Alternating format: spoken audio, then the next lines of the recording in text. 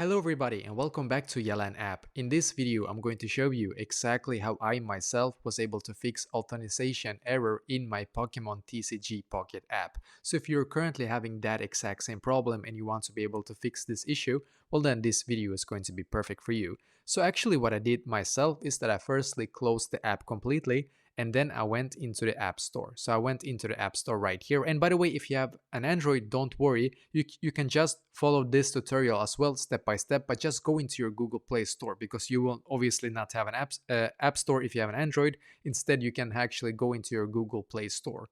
And in here, we're going to search for Pokemon TCG Pocket, as you can see.